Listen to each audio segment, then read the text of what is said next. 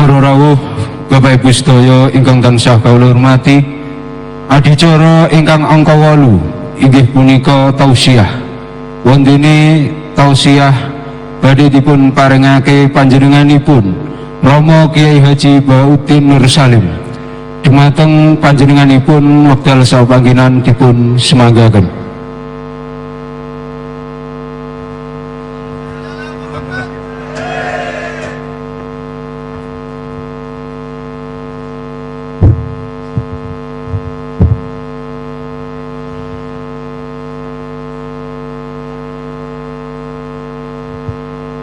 Assalamualaikum warahmatullahi wabarakatuh. Bismillahirrahmanirrahim. Tabarakalladzi nazzala al-furqana ala 'abdihi liyakuna lil 'alamina nadhira. Allahumma shalli wa sallim ala sayyidina Maulana Muhammadin wa ala alihi washabbihi asma'in amma ba'du. Ingkang sangat kula hormati, sangat kula takzimaken Kiai Haji Mustafa Bisri, sedanten keluarga Kiai Haji Yahya dan semua keluarga besar Bani Mbah Bisri Mustafa. Yang sangat kula hormati Profesor Dr. Al-Habib Said Aqil Al-Munawwar. Beliau adalah profesor ahli hadis juga sekaligus ahli tafsir yang sangat kita hormati, sedanten yang hadir kita hormati. Mari bersama-sama nikmati al-fir. Kita tahu Umar itu masuk Islam sebelum mondok apa gak pernah mondok? Sebelum mondok, tidak pernah beliau ngaji tafsir, gak pernah mondok. Tapi beliau dengar Quran itu faham. Karena logika yang diutarakan Quran itu logika sesuai fitrah salimah, sesuai akal yang apa? Sehat. Saya di mana-mana cerita karena ini kebanggaan para mufassir. Ketika Jubair bin Mut'im bin Adi menceritakan bapaknya, yaitu Mut'im bin Adi, beliau adalah orang yang sangat pintar sekali sehingga didelegasikan oleh kafir Quraisy untuk jadi negosiator di Asra Badrin. Jadi perang Badar itu kan ada Asra Badrin, orang-orang kafir yang ditawan Islam. Kemudian orang ini diutus untuk jadi negosiator.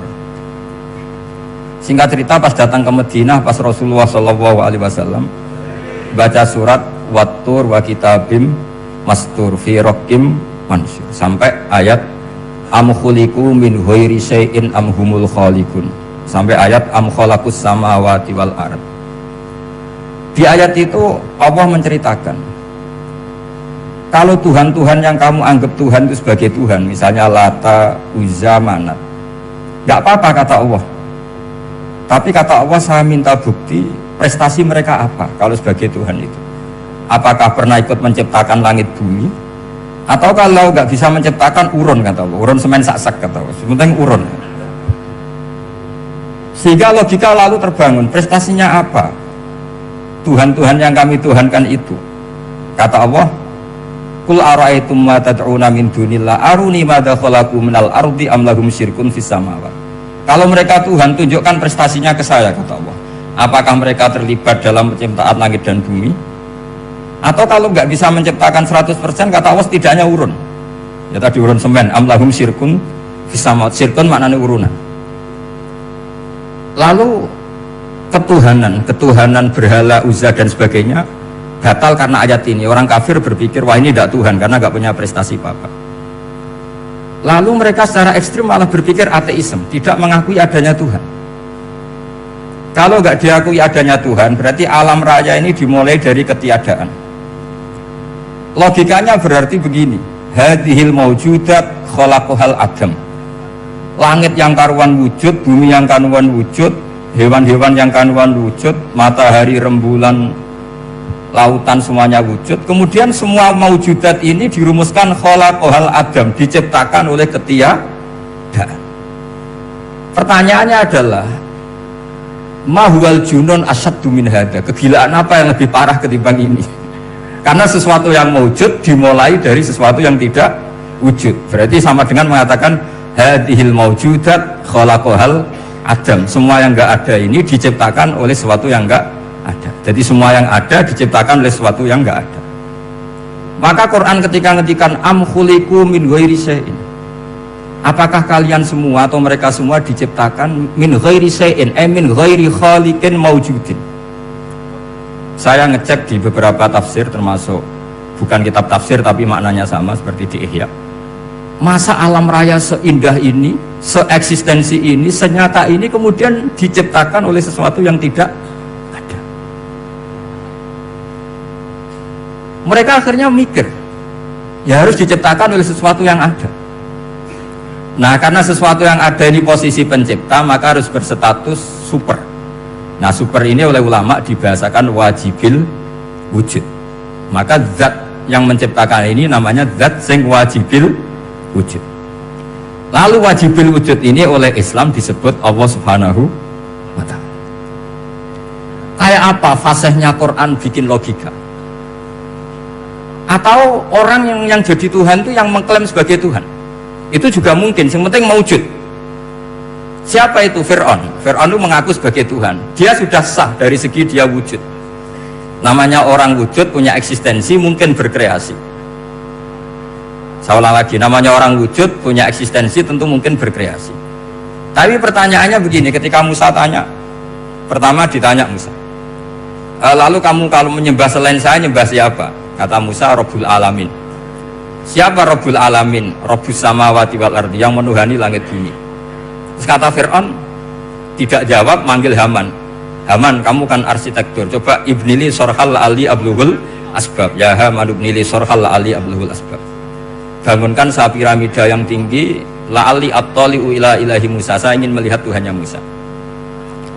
Lalu kemungkinan Tuhan di bumi, kata Fir'aun, ma'alim tulakum min ilahin ghairi, kemana-mana saya melihat yang jadi Tuhan saya.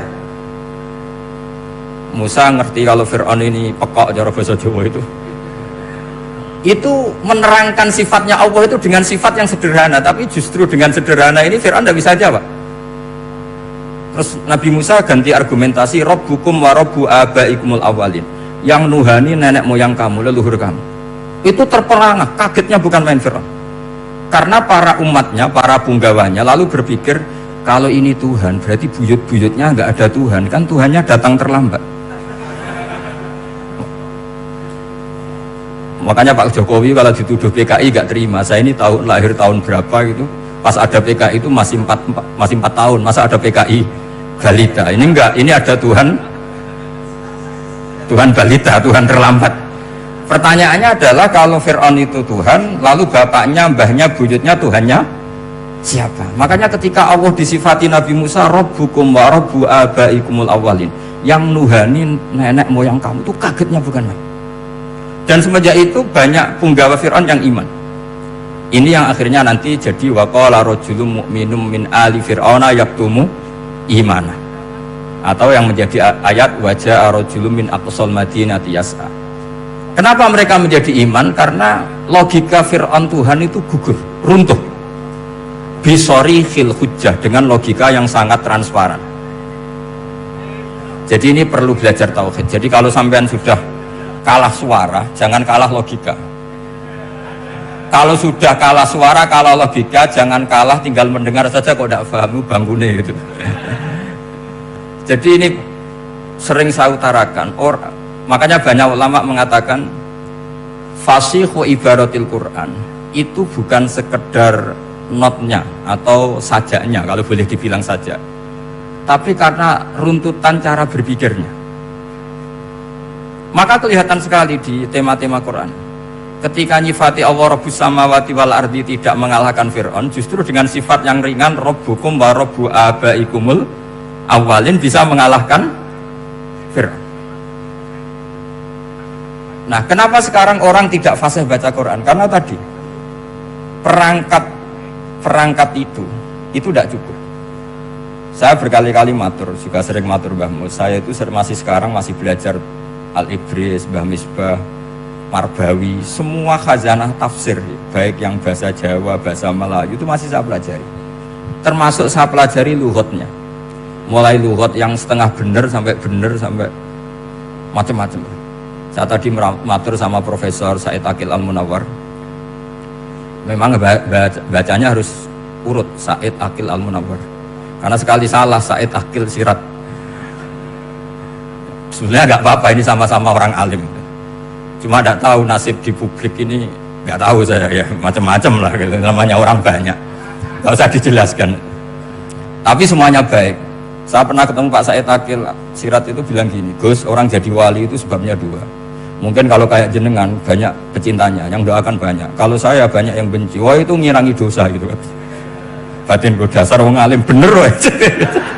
Jadi beliau nikmati memang itu. Karena babanya beliau itu sama dengan babah saya yang dari keluarga Kudus. Buyut saya itu kakaknya buyutnya Pak Said Akil. Jadi makanya jangan pernah benci orang alim. Orang alim bulet atau kayak opo itu masih aja punya alasan. Saya itu dengar Kiai Bisri, cerita Kiai Bisri itu tidak ada yang serius. Dulu ketika ada polemik haji yang mu'alim, itu orang kumpul semua di sini. Kata Kiai Bisri, sudah nunggu Bafadol. Bafadol sudah di rumah. Ngiranya orang itu ya Bafadol rawuh dileteh. Setelah lama Bafadol tidak datang. Loh Kiai Bisri, Bafadol tidak datang. Lah ya di rumah. Lah mana aku tidak ada? Ya di rumahnya sendiri. Karena beliau nggak pernah bilang di rumahnya.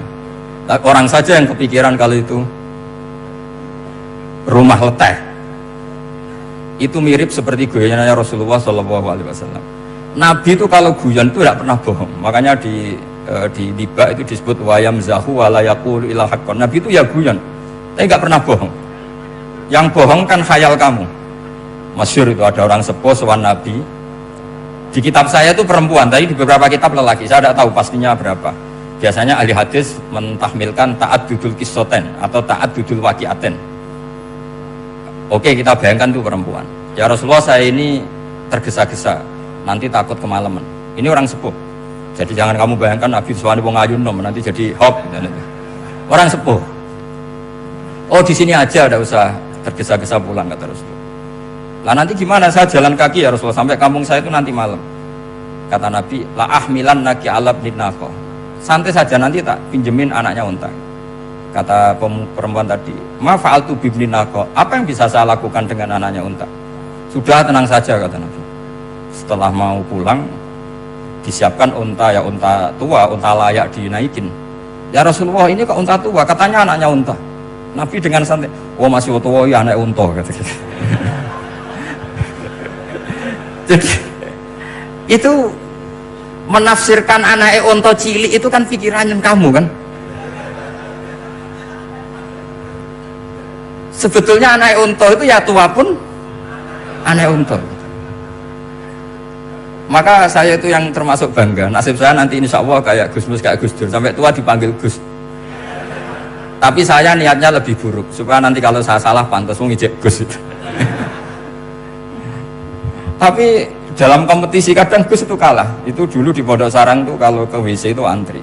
Itu yang di WC didodok supaya cepat keluar. Ayo cepat keluar, saya Gus. Dikira teror Gus itu yang di WC menjadi takut. Yang dalam WC gak kalah, saya malah kiai. Sehingga jadi memang kacau, kalau sudah logika itu kacau. Tapi di Ihya kitab yang populer dikaji di pesantren, itu ada babnya. Qadiyat itu pengarang tentang betapa wajibnya takzim sama Rasulullah. Tapi punya bab mizahun Nabi, guyonan-guyonannya Kanjeng Nabi. Cuma Nabi seninya tadi, wala yaqulu illa haqqan. Meskipun guyon itu enggak pernah bohong, itu butuh seni itu. Bohong apa guyon tapi tidak pernah bohong. Tapi umatnya ada saja yang pernah niru, ya termasuk Kiai Bisri tadi. Sudah nunggu Bafadol, sudah di dalam. Ketika ditunggu ternyata ya dalamnya Bafadol sendiri, bukan di dalam apa? Ada seorang raja yang gemar kawin karena orang Arab gemar kawin. Itu setiap ada perempuan cantik ingin dinikah. Nikah itu masih baik, jadi sama ndak usah anti. Soal kamu dengki sama orang poligami itu ya hasut itu namanya. Yang layak biar poligami asal ada yang mau dan siap-siap ada tambah satu hilang satu. Biasanya kan. Singkat cerita dia itu cinta sama seorang perempuan. Nah perempuan itu ditanya-tanyakan sama pemuda situ ajudan dia, gimana saya boleh nikah itu? Jawabannya tadi kaifatang kihuha wa qad ra'aitu qabbalaha rajulun. Kok kamu nikahi gimana? Saya pernah melihat dia itu dicium seorang lelaki. Kamu itu seorang raja, masa nikahi perempuan yang pernah dicium seorang lelaki? Wah, itu miso-miso raja. Udah enggak. Saya ini raja muslim soleh, masa nikahi orang yang pernah dicium lelaki? Suatu saat si pemuda ini menikahi perempuan itu. Mangkelnya bukan main, karena dia saingan sama raja, gak mungkin menang. Satu-satunya menang itu bikin hoax tadi itu. Ini cerita ini di Ithaf loh, di sarahnya Ihya. Kamu kira di ini di cerita Alfu Yaumin wa Lailatin Abu Nawas, enggak, ini cerita di Ithaf. Kitab yang sangat sakral karena sarahnya apa? Ihya. Setelah nikah, maki-maki raja. Orang tidak punya harga diri, perempuan pernah dicium orang kok dinikahi. Tadri mandalikar rojul, kamu tahu siapa lelaki itu? Gua Abuha, itu bapaknya. Oh, terlajan wasem, nggak ngerti itu. Jadi apa? Kiai-kiai dulu itu rileks. Sehingga saya datang ke sini ketika diminta sama Mbak Mus. Sebenarnya nggak diminta, diperintahkan. Karena pasti pakai agak-agak otoriter gitu. Karena di atas kita, jauh di atas kita. Mbah Mun guru saya aja manggil beliau Lek. Karena kita tahu Mbah Mus punya ibu, ibunya itu binti Khalil Harun. Mbah Khalil itu, saya punya manakibnya banyak tentang Mbah Khalil Harun. Jadi beliau itu adiknya Umar Harun. Mbah Umar Harun itu dulu alim-alimnya Kiai Sarang, setelah Mbah Ghazali itu Mbah Umar Harun. Termasuk Mbah Khalil Harun yang ngaji sama kakaknya Umar Harun. Setelah beliau alim alama, singkat cerita setelah menyelesaikan pendidikan, pindah ke Kasingan itu dibawain santri oleh kakaknya namanya Umar Harun. Nah, Mbah Harun itu punya istri namanya Mbah Sinto, itu saudaranya Mbah Ghazali. Makanya Mbah Mun manggil Mbah Mus itu Lek, karena Mbah Mun ke Mbah Ghazali itu Mbah Mun Nyai Mahmudah binti Ahmad. Ahmad ini bin Su'aib. Su'aib ini juga menantunya Mbah Ghazali. Terus Mbah Ghazali, berarti Mbah Mun dari Mbah Ghazali generasi kelima. Kalau Mbah Mus kira-kira ya Mbah Mus, Nyai Bisri, Mbah Khalil. Nah, Nyai Sinto ini sudah saudaranya apa? Mbah Ghazali. Berarti Mbah Mun dengan Gus Mus itu kalah satu tokoh di urutan nasab, makanya manggil apa? Lik. Tapi Mbah Mus orang baik, tidak pernah manfaatkan itu. Yang sering manfaatkan Mbah Nawawi itu. Karena pernah sepuh itu, wah sembrono kalau sama saya itu. Saya di mana-mana itu digosipkan murid beliau. Ya saya ikhlas saja, itu satu-satunya harga diri Mbah Nawawi, ya saya ikhlas. Saya ikhlasnya. Jadi karena memang saya manggil beliau juga memang pernah nyembah. Buyut saya kandung itu namanya Maimunah, itu mbaknya Mbah Dowi. Jadi saya ini juga Bani Lasem. Buyut saya kandung namanya Maimunah, istrinya Mbah Umar bin Arabi, melahirkan mbah saya sampai ibu saya sampai saya. Saya teruskan. Jadi cobalah Quran itu dibaca secara fasih.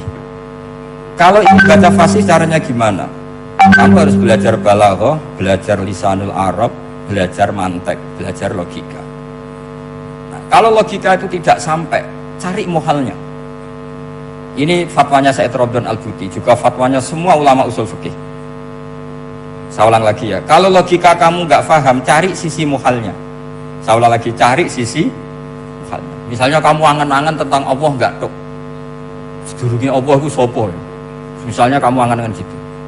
Sama agama tentu itu dilarang, tapi orang filsafat tetap saja nyari itu. Lalu hentikan pencarian itu, yaitu tadi katakan saja hadhil maujudat yastakhilu ayyakhluqahal adam. Sesuatu yang maujud tentu gak mungkin disebabkan oleh sesuatu yang tidak ada. Fa innal adama la yu'athiru aslan wa la yakhluqu aslan. Namanya sesuatu yang gak ada pasti tidak berstatus pencipta. Namanya saja gak ada. Akhirnya la buddha min ayyasbiqu hadzal alam maujudun. Maka alam ini harus didahului sesuatu yang maujud. Lah maujud ini yang oleh Islam disebut Allah Subhanahu wa taala. Sudah selesai di sini. Tinggal delok TV, tinggal ngopi, turu sampai setannya setruk karena nunggu mau bikin was-was itu lagi. Loh, saya itu termasuk kiai paling sering lihat sinetron. Kadang ya lihat Mak Lampir itu sering sekali. Sampai istri saya itu protes, Gus, dengan kata orang banyak orang alim kok senengan itu Mak Lampir. Karena setan mau menggoda saya tentang berpikir Allah. Jadi dia ngenteni. Kok malah mikir Mak Lampir gitu. Setelah lihat mak lampir biasanya saya itu lapar, terus makan. Habis makan tidur. Setannya masih nunggu mau was-was. Ternyata saya habis bangun ngopi lagi. Kadang lihat berita orang ditangkap KPK, macam-macam. Ini penting saya utarakan supaya setan itu tidak menang. Jadi ciri utama setan itu kata Rasulullah SAW, setan ini goda umatku, hadhil jibal khalaqaha Allah, hadhil ardo khalaqaha Allah, hadhil bihar khalaqaha Allah, faman khalaqaha Allah. Itu makanya banyak orang jurusan filsafat keblinger karena tanya Allah itu siapa. Kata Rasulullah, jika sampai ini maka kamu harus berhenti. Lo berhenti tanpa dialihkan ke yang lain kan susah. Tinggal aja lihat dulu sinetron. Ya paling gampang ya mak lampir, kan ada takut-takutnya sedikit. Karena kalau lihat sinetron anak-anak milenial itu kalau ada artis cantik sampai nangis. Karena istri kamu tidak seperti itu. Jadi ini trik ya. Trik supaya melihat TV tapi tidak nyesal. Makanya saya milihnya Angkring Darmo, mak lampir. Ya saya nggak mikir maknanya, butuhnya setan ben mangkol itu. Karena ngenteni saya mikir itu, ternyata tidak mikir itu lagi. Jadi makom saya itu beda, sama-sama lihat sinetron. Mungkin saya jadi wali karena lihat sinetron. Mungkin ya. Makanya banyak wali itu nggak bisa diduga. Banyak orang jadi wali itu justru karena makan, justru karena melakukan hal-hal yang cara orang banyak itu salah. Itu Abu Yazid Al-Bustami itu pernah tanya sama Allah. Kak Paman nggak usah bayangkan caranya, tanya gimana. Nggak wali ya nggak sudah nggak usah tanya itu. Tanya gini, ya Allah, orang sesergap saya dalam ibadah sedekat ini sama jenengan. Lalu saingan saya dekat jenengan masuk surga itu siapa? Sama Allah ditunjukkan orang yang tidur, itu tidur yang, ya teman kamu yang tidur di kamar. Nggak terima Bu ya, ini gimana kok bisa setingkat saya, orang yang tidak tidur itu. Yang saya ibadah terus, istighfar terus. Tapi jawabannya Allah nih, wah ibadah terus itu mergo wedi aku. Jadi kan nganggep aku itu rodok-rodok jahat gitu. Iki tuh ratu mergo yakin aku apian, mengane ditinggal turu. Jadi sampean jangan tiru makom saya ketika tidur. Itu punya kelas khusus. Tapi jangan tiru, ini cerita saja, sampean tidak harus niru. Karena sampean kalau niru itu harus ada Abu Yazidnya. Abu Yazid sudah nggak ada. Tapi itu ilmu. Ilmu yang cocok tidak cocok harus kita kaji. Saya tadi jagungan sama beliau, sama Profesor Said Akil Al-Munawar. Beliau cerita sebetulnya sekolahan saya itu tentang usul fikih, tapi terkenal saya Profesor Tafsir. Tapi saya suka ilmu usul fikih, meskipun korbannya ya banyak. Biasanya orang jadi liberal gara-gara ya usul fikih. Sebenarnya nggak perlu dipikir lah, itu macam-macam lah. Begini, dalam usul fikih yang mainstream itu kan ada hukum wajib, haram, ya makruh, terus macam-macam lah. Termasuk ada mubah. Mubah itu boleh dilakukan, boleh ditinggalkan. Dalam ilmu usul fikih sebetulnya definisi mubah boleh dilakukan, boleh ditinggalkan itu salah. Karena begini, setiap Anda melakukan sesuatu yang mubah, pasti di saat itu meninggalkan sesuatu yang haram. Saya ulang lagi ya. Ithma min mubahin illa wa yatahaqqaqu bihi tarku haramimma. Semua teks di Lubul Usul seperti itu. Memang saya hafalkan karena ini cara saya jadi wali yang mudah murah. Ithma min mubahin illa wa yatahaqqaqu bihi tarku haramimma. Fayatahaqqaqu bisukun tarkul qatli wa bisukut tarkul qadhaf. Terus beliau membuat sekian contoh. Hukum mubah itu kata ulama yang lain kan boleh dilakukan, boleh ditinggal. Itu tidak benar. Mubah itu ya wajib. Karena setiap kita melakukan mubah, maka saat itu berarti kita meninggalkan barang haram. Coba orang tidur itu artinya apa? Tidak zina, tidak maling, tidak selingkuh, tidak mabuk. Sampean di pondok nikmati jagongan, rokokan, ngopi. Artinya nikmati rokok, nikmati kopi. Tidak menikmati tontonan di bar. Makanya kita berharap malaikat itu belajar usul fikih sehingga ketika kita rokok di pondok dilihat hada taroka melihat bar, wahada taroka melihat dangdutan. Wahada, jangan sampai malaikat bilang gini, dasar kere rakra delok. Itu repot kalau sampai berjadi itu. Nah, kalau mubah itu artinya tarkul haram. Tarkul haram itu wajib apa sunat? Wajib kan?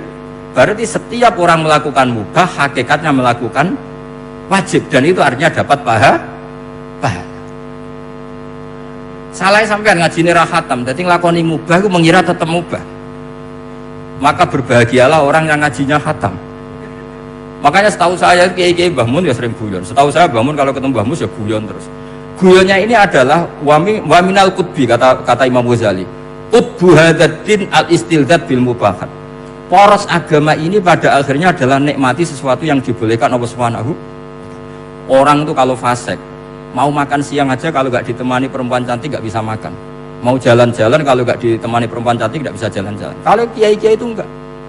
Gojlok-gojlokan gue seneng ira karuan. Dulu terkenalnya Kiai Bisri, Kiai diundang katanya mau ada menteri. Ternyata menterinya ya beliau tidak masak entok di sini.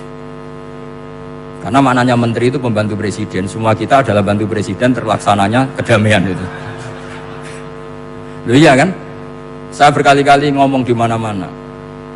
Apa artinya menteri pertanian kalau kita tidak nanam padi? Mbok pinternya kayak apa tetap nggak ada ketahanan pangan. Sekarang menjadi ketahanan pangan itu rumusnya menteri apa karena petani mau nanam padi? Itu hakikatnya membantu presiden dalam ketahanan pangan. Cuma petani lebih keren karena tidak butuh digaji. Kalau menteri ya keren tapi kurang keren karena masih dapat apa? Gaji. Akeh tunggalnya lah anak mikir untuk gaji. Nah petani enggak mikir nggak dapat gaji. Itu keren. Selalu rakyat lebih keren dibanding pejabatnya. Memang gitu aturannya begitu. Aturannya begitu. Kamu saja yang kurang syukur. Jadi rakyat tuh gremeng. Enak jadi menteri. Ya sudah itu hak kamu. Tapi saya tidak berpikir seperti itu. Maka saya ulang lagi ya. Kenapa saya ngomong seperti ini? Supaya tadi saya sudah bilang, saya sudah nggak menang dalam suara, harus menang dalam logika. Karena ini audisi, ini audisi. Di kabar Mbah Mus, nanti yang menang siapa tidak tahu saya. Tadi Pak Mu'ad, sekarang saya, kemarin Gus Yofur nggak tahu saya. Nanti masuk nominasi apa nggak tahu. Begini, kalau artinya fi'lul mubah itu tarkul haram, saya ulang lagi. Kalau fi'lul mubah itu artinya tarkul, maka mubah ini spesial sespesialnya. Sehingga Allah kadang ngendikan sederhana sekali. Wa min ayatihi manamukum billaili wan nahar. Termasuk ayatnya Allah adalah kamu ditedir tidur malam hari maupun siang hari. Kalau kamu nggak malam hari, subuh hari, pagi hari, siang hari. Kenapa dihitung wa min ayatihi? Sekarang kalau ada pakar medis, pakar kesehatan bilang ini kalau kurang istirahat mati, kalau kurang istirahat jantungan. Berarti tidur adalah menghilangkan penyakit jantung. Obat paling mandi dengan orang rutin tidurnya itu masih mandi orang rutin tidurnya. Kamu beli obat harganya 1 miliar tapi nggak pernah tidur 3 hari, tetap taqabbalallahu minna minkum taqabbal ya karim. Maka yang penting itu obatnya apa tidurnya? Tidurnya yang dibantu obat. Tapi kalau obat tok gak dibantu tidur masih sakit. Berarti penting mana tidur sama obat? Karena penting tidur wa min ayatihi. Orang kayak sampean sering delok YouTube, delok gambar macam-macam. Barokah mana dengan tidur? Wong nak melek mripate delok macam-macam. Barokah tidur. Jadi tidur adalah perlawanan terhadap keinginan melakukan haraman. Ya, saya ulang lagi, tidur itu adalah perlawanan terhadap keinginan melakukan keharaman. Jadi kalau mau tidur nyati gini, ya Allah, siap tidak berangan-angan tentang maksiat, terus tidur. Oh itu wa min ayatihi. Jangan kok gak di duit terus ngombe sing akeh ben iso ngantuk. Wah ini tidur yang untuk melawan kemiskinan. Supaya lupa utangnya tidur, lupa kasusnya, itu udah akan jadi wali yang seperti itu. Kalau jadi wali tak gugat itu. Nah, sehingga karena mubah itu tarkul haram, Allah itu sering menghitung ibadah yang super itu halal mubah. Misalnya Allah ngendikan kulu washrobu, kamu harus makan. Sekarang gini, jaga kesehatan itu wajib enggak? Wajib. Kalau saya tidak sehat tidak bisa ngaji di sini. Apalagi Mbah Mus kalau nggak sehat ditunggu orang se-Indonesia fatwanya. Dan di antara cara sehat kamu harus makan. Kalau nggak makan sakit. Lalu makan dengan posisi menyehatkan orang yang bisa fatwa, bisa mulang, bisa macam-macam. Posisi ini super apa tidak super? Super. Maka Allah kadang sederhana ngendikan ibadah itu kulu wasrobu cung kowe yo mangan yo. Tapi ayat ini menjadi tidak hebat kalau dibaca orang tidak pernah ngaji usul fikih. Pangeran piye toh? Di rumah ngongkon mangan kowe dikongkokno kulu. Wis ora usah ngono ya wis mangan. Rusak Quran kena makna ngono iku rusak. Kamu tahu superiornya ayat kulu washrobu kalau belajar fa inna fi'lal mubah berarti tarkul haram, karena saat melakukan mubah artinya tarkul haram. Dan tarkul haram itu penting. Sekarang gini, merusak diri sendiri haram apa enggak? Haram. Untuk supaya tidak rusak kamu harus makan. Berarti makan wajib apa sunat? Wajib. Lho sing haram itu kalau tulung piring dintekno. Nah, dengan cara pemaknaan seperti ini, Quran akan superior. Bahkan di ayat-ayat yang kelihatannya sederhana, kulu washrobu wala tusrifu. Ketika Nabi Musa dimenangkan mengalahkan Fir'aun, itu Allah firman pertama gitu, kamu harus makan mimma rozaqnakum. Cuma syaratnya wala tadghaw fihi fayakhilla alaikum ghadab. Kalau kamu berlebihan nanti dapat ghadab saya. Nah, khawatir saya kalau ilmu ini sudah hilang, terus ayat-ayat yang biasa tentang kemanusiaan dikira biasa. Padahal ayat ini super. Misalnya nikah. Nikah itu oleh Allah, perempuan yang kita nikahin, itu oleh Allah disebut surga. Saya punya bukti, misalnya gini ayat ya. Wala tangkihul musyrikati hatta yu'min, wala amatum mu'minatun khairum min musyrikati walau a'jabatkum. Terus-terusannya ayat wala tangkihul musyrikina hatta yu'minu, wala abdu mu'minun khairum min musyriki walau a'jabakum. Terusannya ayat ulaika yad'una ilan nar. Para musyrikah yang ingin kamu nikahi karena mereka non muslim atau kafirah atau musyrikah, itu hanya mengajak kamu masuk neraka. Maksudnya ngajak itu kan bisa saja kamu tertarik perempuan tadi sampai kompromi merubah akidah kamu. Terusannya ayat wallahu yad'u ilal jannah. Harusnya dengan perbandingan kamu jangan menikahi musyrikah. Logika perbandingannya kan wallahu yad'u ila nikahil mu'minah. Saya ulang lagi, harusnya muqabalahnya kan wallahu yad'u ila nikahil mu'minah. Allah mengajak kamu supaya menikahi mu'minah. Tapi kata mukminah sama Allah diganti wallahu yad'u ilal jannah. Allah mengajak kamu masuk surga. Ila nikahil mu'minah.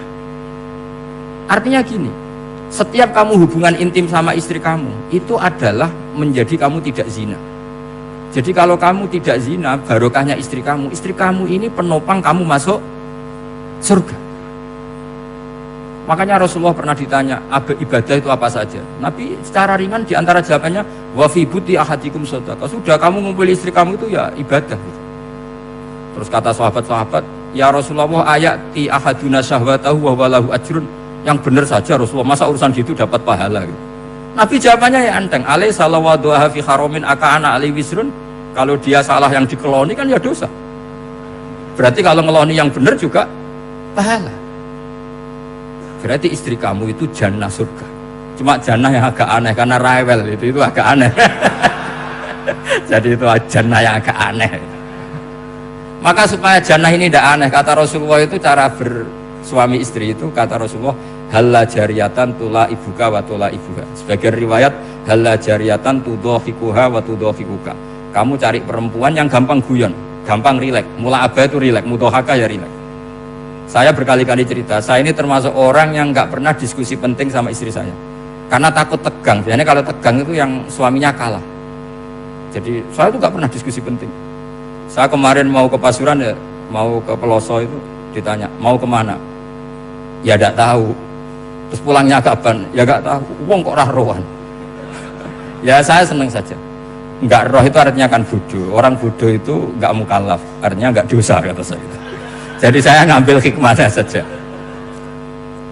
Anda takut, ditakoi kok jawabannya ora jelas. Ora jelas itu misteri. Memang dunia itu penuh misteri. Pokoknya tak itu. Pokoknya yang kira-kira itu jadi tidak penting. Rasulullah itu kalau debat sama istrinya ya milih gitu, milih mula abah mudhahaka. Saya punya sekian cerita betapa Rasulullah itu rileks ngadepin cemburu-cemburunan. Sayyidah Khadijah tentu orang yang super bagi Rasulullah. Sampai ketika adiknya Sayyidah Khadijah, kalau nggak salah namanya itu Halah itu, kalau datang itu Rasulullah itu menjamu karena mengingatkan suara Khadijah. Kalau muji Khadijah itu sudah langit Rasulullah. Sehingga Aisyah itu cemburu. Bagaimana anda selalu muji Khadijah? Waqad abdalakallahu khairan minha. Allah mengganti yang lebih cantik ketimbang Khadijah dan lebih muda. Maksudnya Aisyah. Kenapa masih muji yang sudah meninggal, tua lagi kan? Gantian Sayyidah Fatimah yang tersinggung karena ibunya ditua-tuakan kan? Itu ketika Fatimah cemburu, mangkelnya sama Sayyidah Aisyah. mangkel manusiawi loh. Nggak usah kamu jadi Syiah terus benci Aisyah itu.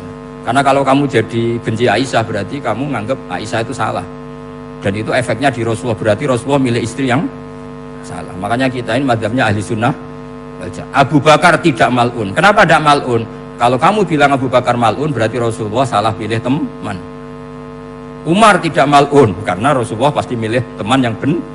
Begitu juga milih istri yang benar. Dalilnya tidak usah jauh-jauh. At-thayyibatu lit-thayyibin. At-yabut thayyib tentu Rasulullah. Berarti istrinya pasti thayyibah. Jadi madhab ahli sunnah adalah madhab sing jelas-jelas min baini farsi wa damil labanan khalisan sa'iwal lisyari. Jadi kalau kamu cari logika gampang saja. Nabi itu thayyib, bahkan atyabut thayyib. Padahal kata Allah at-thayyibatu lit-thayyibin. Ya jelas ya. Jadi ini tidak usah dimasukkan hati tentang konfliknya Aisyah dan Fatimah, itu biasa saja. Yang satu bela ibunya, yang satu bela dirinya. Sebenarnya Aisyah itu nggak niat ngeritik Khadijah, ingin diperhatikan Rasulullah saja. Terus ketika Sayyidah Fatimah matur ya Rasulullah, saya supaya ngalahkan Aisyah itu gimana? Karena ibu saya sudah meninggal, ya memang cantik dia, muda dia, dan tahu betul orang kalau Nabi itu sangat mencintai Aisyah. Kata Rasulullah, bilang gini saja, tetap hebat ibu saya, karena ibu saya dapat Rasulullah rondo untuk Joko. Kowe ayu kaya apa iku untuk dudo. Jadi rileks saja Rasulullah. Akhirnya ya semenjak itu enggak ngeritik lagi. Bahaya ini kalau ngeritik. Khadijah itu kan sudah umur 40 tahun. Janda dapat Joko. Aisyah perawan untuk dudo. Keren mana? Keren Khadijah. Jadi tidak semua masalah itu Nabi itu menyelesaikan cara ekstrim. Nabi itu biasa mula apa? Santai, rileks. Nah, kalau para mbak-mbak ini ingin jadi surga yang nggak aneh, syaratnya jangan rewel, karena di surga itu nggak boleh ada orang rewel. Tapi kalau nggak rewel sementara suami kamu udah bener, ini namanya goblok. Maka kata Mbak Mun kalau ngijazahi santri-santrinya, cung bujum kudu rewel, nggak ngono fakir, kata Mbak Mun. Tapi santri yang di belakang gremeng, iya bah nak fakir, nak jantungan mati. Makanya sering itu. Jadi di antara ulumil Quran itu ada istilah maudhi'ul mutmar mengganti maudhi'ud dhamir, atau maudhi'ul lafzi menggantikan lafdzan akhar. Itu memang agak jadi medhi ilmu tafsir, tapi bagi pelakunya itu menjadi gampang. Ya tadi, ketika Allah melarang nikah hal musyrikah, saya ulang lagi. Ketika Allah melarang nikah hal musyrikah, normalnya perbandingannya kan wawaw yad'u ila nikahil mu'minah. Tapi sama Allah digenti, wawaw yad'u ilal jannah. Itu menunjukkan bahwa nikahul mukminah adalah al jannah. Karena kamu hubungan intim ya ibadah, diwawuk kowe sabar ya ibadah, nafakoi ya ibadah, neng-nengan kejahatan senjata juga ibadah. Seru, neng-nengan itu seru. Karena memang di antara sistem tubuh kita itu butuh masa-masa jeda. Mari cerdas. Karena tubuh kita ini tidak hanya butuh seneng, tapi juga butuh susah. Susah itu melahirkan kearifan. Jajal bojomu tahu minggat, mesti kearifan kamu meningkat. Jadi minggat itu ya penting. Nikmati saja. Loh, ini saya nggak ngajari keburukan. Memang seperti itu. Nah, saya berharap ilmu usul fikih ini tidak boleh hilang. Karena dengan ilmu usul fikih kita tahu mubah adalah tarkul haram dan tarkul haram adalah wajib. Maka Allah sering sekali membicarakan sesuatu yang mubah itu superior. Kayak tadi wa min ayatihi manamukum billaili wan nahar. Termasuk ayatnya Allah adalah kami itu tidur. Cara berpikir tadi, kalau saya tidak tidur sakit, kalau sakit habis biaya banyak. Sementara tidur hanya butuh seperti ini. Betapa baiknya Allah dengan tidur bisa menjaga kesehatan yang kalau tidak dijaga berbiaya tinggi. Berarti hadan naumu naumul ibadah. Terus ulama bilang tidur itu ibadah kalau niatnya litaqawi alal ibadah. Tapi nak wae blojo turu lah itu sing masalah. Tapi tentu ilmu itu ada pembanding. Sekarang ketika kamu tidur itu tarkul wajib apa tarkul haram lah itu masalahnya. Seringnya kamu itu tarkul wajib. Wae mulang turu. Wae ngantor wong kerja turu. Lah itu tarkul haram atau tarkul wajib? Tarkul wajib. Kalau tarkul wajib berarti status tidur kamu haram. Sudah pinter ini, sudah maju ini, sudah maju. Jadi saya belajar usul fikih lagi-lagi karena untuk menjadi mufassir itu harus menguasai balaghah, menguasai usul fikih, menguasai lisanul arabi. Nah, lisanul arabi yang sering saya contohkan berkali-kali. Saya punya kitab namanya Ar-Risalah. Orisinil karangannya Imam Syafi'i. Saya baca beberapa kali khatam. Juga saya beberapa kali bacakan santri. Itu kalau memaknai Quran secara lisanul arabi itu gampang sekali. Gampang sekali. Ketika Imam Syafi'i mengatakan kamu boleh tayamum ketika bepergian dan saat bepergian itu tidak menemukan air, syaratnya kamu tolabul ma', cari-cari dulu. Ketika ditanya sama Ashabus Syafi'i, kenapa harus cari-cari dulu? Jawabannya enteng. Li'anna Allah ta'ala yaqul falam tajidu ma'an wala yuqalu liman lam yatlub lam yajid. Karena Allah ngendikan kemudian kamu tidak menemukan air. Di mana-mana tidak menemukan setelah mencari. Kalau belum mencari namanya tidak tahu. Jadi dari kata falam tajidumaan kemudian kamu tidak menemukan. Tidak menemukan berarti apa? Setelah mencari. Sehingga beliau mensyaratkan dicari-cari dulu, baru berkesimpulan tidak menemukan. Nah setelah tidak menemukan kamu baru boleh tayang. Segampang itu ilmu usul fikih di depan Imam Syafi'i. Ulumul Quran dianalisis dengan usul fikih. Ketika ditanya kenapa Anda mensyaratkan nikah itu pakai wali? Ayatnya apa? Kalau hadisnya jelas, la nikaha illa biwaliyin mursyidin. Ayatnya apa? Imam Syafi'i secara enteng baca ayat fala ta'duluhunna ayyankihna azwajahunna idza taradu bainahum bil ma'ruf. Jika wanita yang kamu waleni, saya ulang lagi, jika perempuan yang kamu walikan, misalnya kamu punya anak yang umur 20 tahun ingin nikah sama seseorang, sing seseorang ini layak, ya misalnya kiai ya apal alfiyah. Tadi kata Mbah Mus itu muridnya Mbah Khalil itu alfiyah diwolak-walik apa. Saking seringnya belajar alfiyah kata beliau sampai santri apal alfiyah wolak-walik tapi roh carane jamak kosor. Karena dulu pondoknya mau pondok nahwu. Jadi kayak di ngelirap itu. Tonggone nganti apal fa'ala yaf'ulu fa'lan. Cinone weh apal saking bedino itu pujiane ra selawatan fa'ala yaf'ulu fa'lan wa ma fa'lan wa fa'ilun. Jadi pondok ya macam-macam. Itu saat tadi sampai mana itu? Tentang apa? Wali nikah tadi. Di bab fikih, saya ulang lagi di bab fikih. Itu kata Allah, jika perempuan yang kamu walikan itu ingin nikah, fala ta'duluhunna, jangan kamu larang. Kata Imam Syafi'i, kalau seorang wali tidak punya hak mewalikan, maka larangan jangan menghalangi itu tidak ada gunanya. Misalnya gini, Zaid itu tidak punya utang saya ulang lagi, Zaid tidak punya utang saya. Memang ini ilmu logika, Zaid tidak punya utang saya. Terus sampean bilang ke saya gini, Gus Bah, Zaid ojo tageh. Itu omongannya wong aneh apa enggak? Aneh kan? Tapi kalau Zaid punya utang saya 1 juta, terus kamu menasihati saya, Gus, Zaid ojo tageh, benar apa enggak? Wali itu punya hak melarang. Saya ulang lagi, wali berarti punya hak melarang putrinya tidak nikah. Sehingga diperintahkan Allah, kamu jangan pernah melarang. Berarti punya hak melarang. Kayak tadi, Gus ojo tageh, berarti aku dia hak nageh. Misalnya otoritas bandara ATR, pesawat Boeing sekian-sekian Lion, bolehkan landing di sini. Karena operatornya punya hak melarang. Juga punya hak mengizinkan. Tapi kalau orang lain kamu bilangin pesawat Lion nggak boleh landing di Semarang, orang lain yang nggak terkait dengan otoritas itu, aneh nggak omongan itu? Aneh. Kalau wali dilarang menghalangi perempuan ingin nikah, harus memberi izin maksudnya, maka berarti wali punya hak menikahkan. Paham yang saya maksud itu?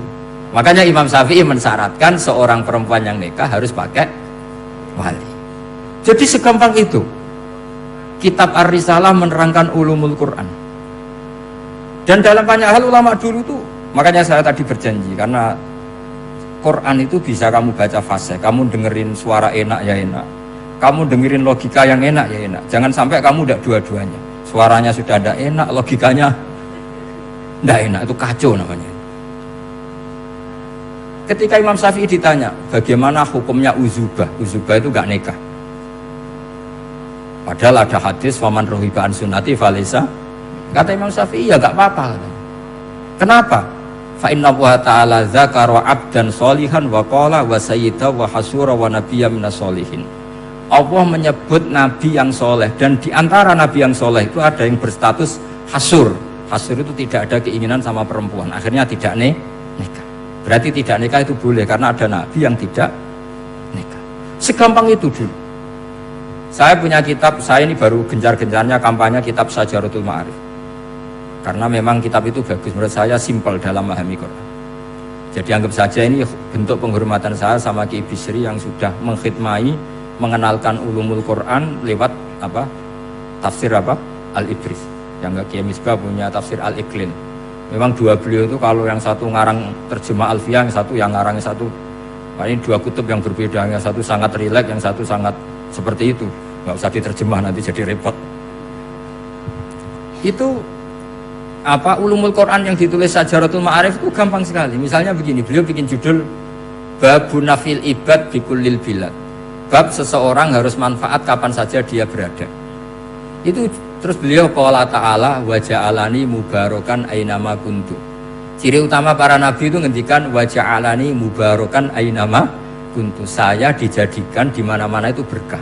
Jadi seseorang hidup harus di mana-mana manfaat. Terus ketika beliau ngendikan babun la yutrakul haqqu li ajril batil, bahwa kebenaran tidak boleh ditinggalkan hanya karena ada banyak kebatin. Beliau terus ngendikan inna sofal marwata min sya'airillah faman hajjal baita wa atamara fala junaha alai ayat tawafa bihima. Jadi di Sofa itu ada berhala namanya Isaf, di Marwah ada berhala namanya Nailah, atau sebaliknya pokoknya Isaf dan Nailah. Terus sahabat kalau mau sa'i itu merasa dosa karena harus melewati berhala-berhala itu, sehingga mereka tanya, ya Rasulullah, saya ini tetap tawaf gak? Padahal di tempat-tempat itu ada berhala. Terus kata Allah, tetap tawaf. Nah, tetap tawaf ini artinya apa? Melakukan barang hak meskipun di situ banyak kebatilan. Itu manhajnya para orang-orang alim kita. Mbah Mun, Mbah Mus itu ya berkawan sama orang yang macam-macam. Kamu tidak usah ngeritik, itu fikihnya sudah kelas tinggi. Fikihnya tuh la yutrakul haqqu li ajril batil. Saya di mana-mana cerita. Saya punya kitab namanya Khilyatul Auliya wa Tabaqatul Asfiya. Itu syarat kamu kalau daftar wali harus punya kitab itu. Khilyatul Auliya wa Tabaqatul Asfiya. Itu karangannya Abu Nu'aim Al-Asfihani. Kitab itu yang jadi indukan Ihya ketika menyebut manaqibul akhyar. Kita tahu Ihya kalau bab tasawuf mengikuti Kutil Qulub yang dikalang Abu Thalib Al-Makki. Kalau fikih tentu beliau mengikuti Imam Haromen gurunya, yaitu kitab Nihayatul Matlab fi Dirayatil Madhab. Kalau manaqibul akhyar beliau mengikuti kitab Khilyatul Auliya. Dan mengikuti itu penting kalau dalam tradisi kiai. Enggak boleh seorang kiai kok mikir sendiri, namanya mustakil. Kalau mustakil itu mubtadi', bikin tatanan baru dalam agama. Justru ulama itu harus niru sebelumnya karena sanad itu harus musalsal, enggak boleh. Imam Syafi'i bilang haram terus kamu bilang halal, terus murid kamu bilang makruh, terus muridnya kamu ya pokoknya khilaful aula, enggak boleh gaya-gayanan gitu. Kalau di kampus plagiat itu dilarang, kalau di pondok itu wajib. Makanya banyak kalau tes itu ngerpek, karena belajar itu tanpa batas katanya. Lu kok ngerpek? Mboten ya, jari belajar kapan saja. Jadi mboten ngerpek, mutolaah pas tes. Jadi kacau tuh santri itu. Mutolaah tapi pas apa? Tes. Itu dalam kitab Khilyatul Auliya diterangkan. Uniknya rawinya itu siapa? Sufyan bin Uyainah, orang yang sangat khusyuk, gurunya Imam Syafi'i. Kita tahu Imam Syafi'i punya guru zaman di Mekah itu namanya Muslim bin Khalid Az-Zanji. Dalam hadis ngikuti Sufyan As-Sawri sama Ibnu Uyainah. Tapi beliau intisabnya lebih ke Imam Malik ketika ngaji apa? Muwatta. Terus beliau punya guru usul fikih namanya Muhammad bin Hasan Asy-Syaibani. Itu Sufyan bin Uyainah dalam kitab itu diceritakan pernah suatu saat Isa sama Yahya, ini supaya saya tahu fikihnya Mbah Mun, fikihnya Mbah Mus. Isa sama Yahya itu satu nabi yang sama-sama muda, yang satu angkatan.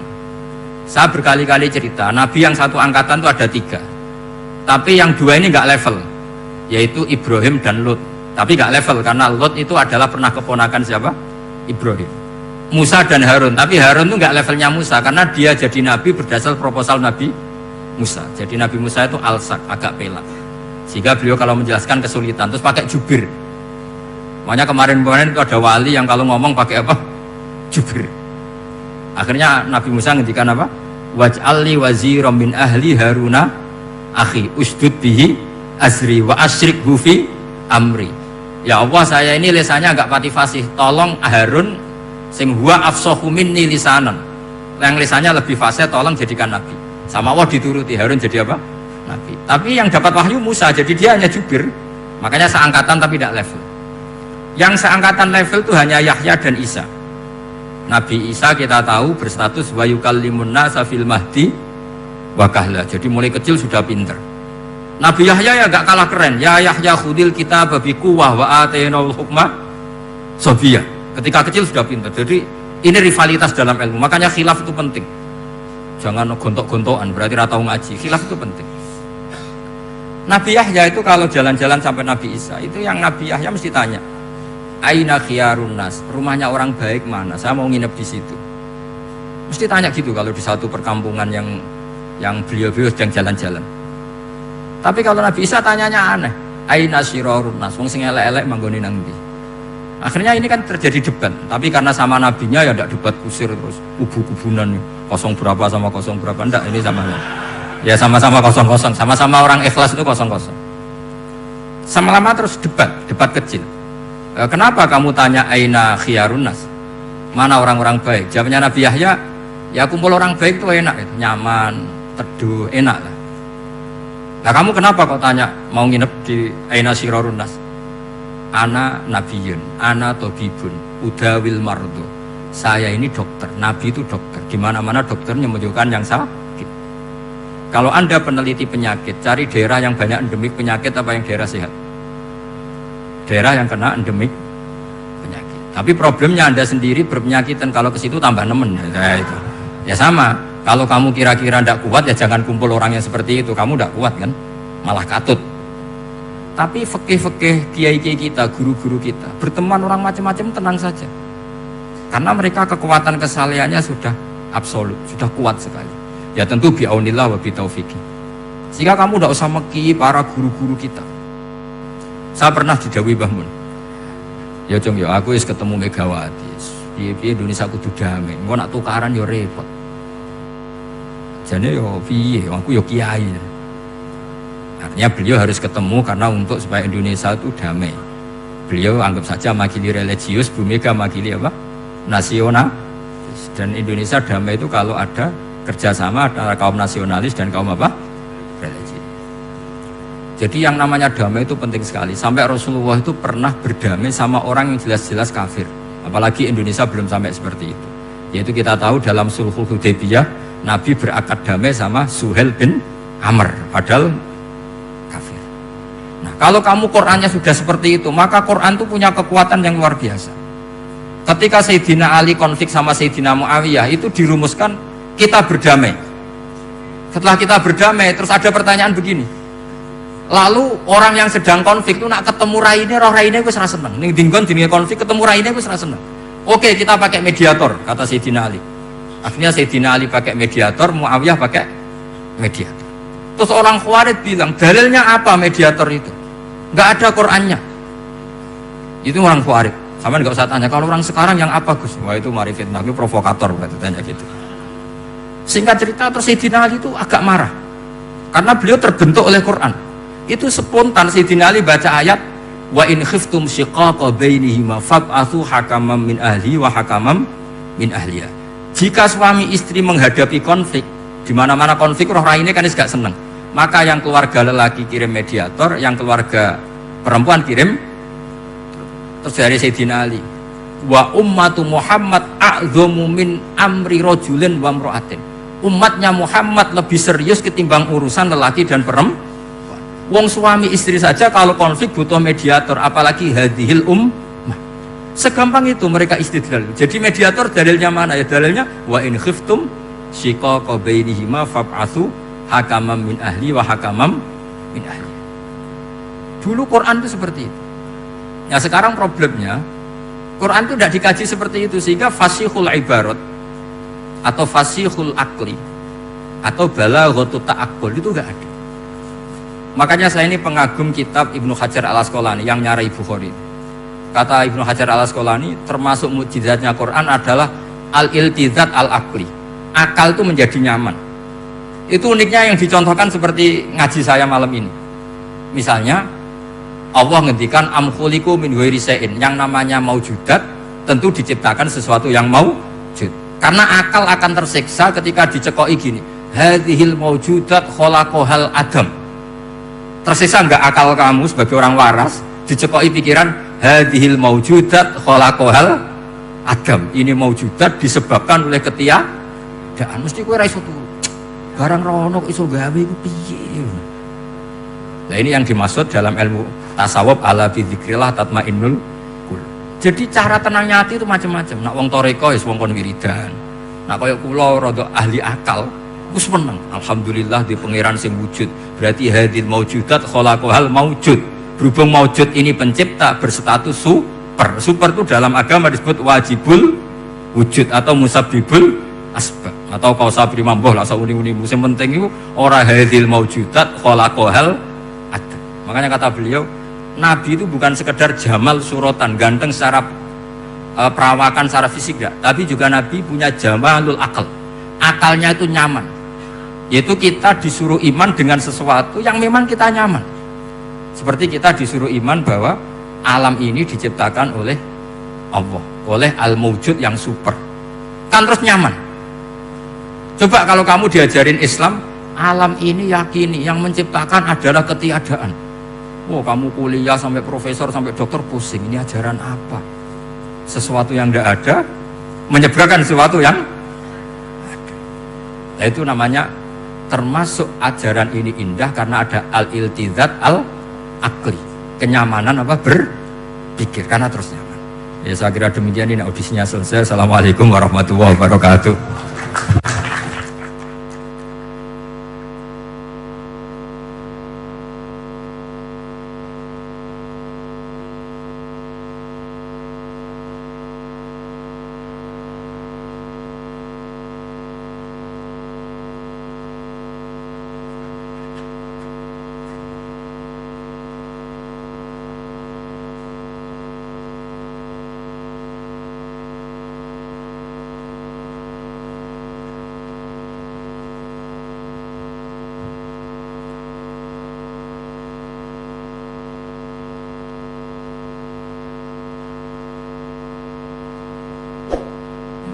Matur suwun hadirin wal hadirat Bapak Ibu sedaya ingkang tansah kawula hormati, adicara ing